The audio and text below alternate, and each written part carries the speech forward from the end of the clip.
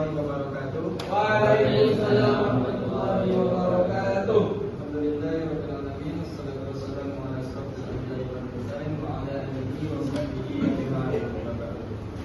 Oke, berdiri saya di sini untuk menunjukkan materi tahsin dari saya yang berjudul Panduan Lengkap Tahsin Tilawah Al-Quran dan Ilmu Tajwid.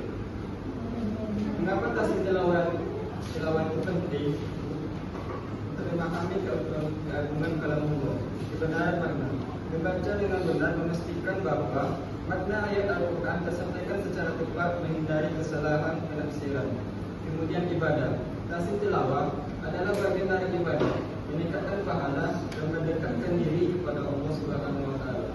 Karena yang dibaca itu adalah Al-Quran dan Al-Quran adalah perkataan Allah.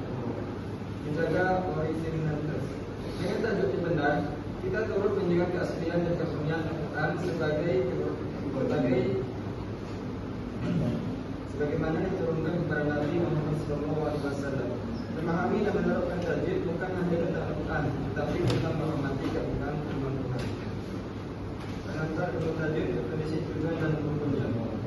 Definisi: ilmu tajwid adalah ilmu yang mempelajari tentang cara mengucapkan huruf-huruf hijaiyah dengan benar saat membaca Al-Quran sesuai dengan kaidah yang telah ditetapkan. Tujuan adalah menjaga lisan dari kesalahan dalam membaca Al-Quran dan melestarikan bacaan Rasulullah SAW. Adapun rukun itu terbagi empat, yaitu ma'rifat al-huruf, yaitu mengenal huruf; ma'rifat sifat, mengenal sifat huruf; ma'rifat al-ahkam, mengenal hukum-hukum tajwid; ma'rifat al-mudhu wal ibtidah, mengenal tempat berhenti dan mengulang. Makro itu huruf, mengenal titik keluarnya huruf hijaiyah. Makro itu huruf adalah tempat keluarnya bunyi huruf hijaiyah dari rongga mulut dan tenggorokan. Memahami ini adalah fondasi alamat tajwid. Rongga mulut, tempat keluarnya huruf alif, waw, ya, tenggorokan terbagi menjadi tiga bagian, yaitu pangkat, tengah, dan ujung tenggorokan. Lisan, lidah. Bagian lidah yang menyentuh lidah mulut dan mengucapkan huruf. Al-Qaisun, rongga hidung, tempat keluarnya bunyi turunan. As-Syafatan, dua bibir. Huruf yang keluar dari kedua bibir.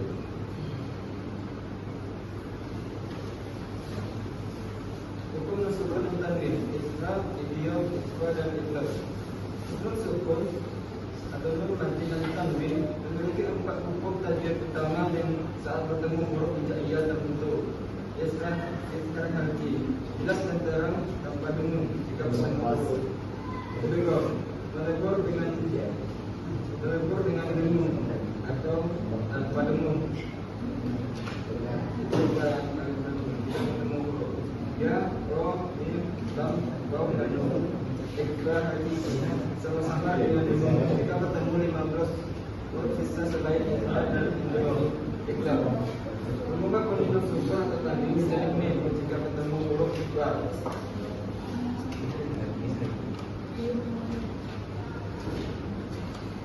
Hukum sukun, ikhlas sabari, dan idiom dan arifan.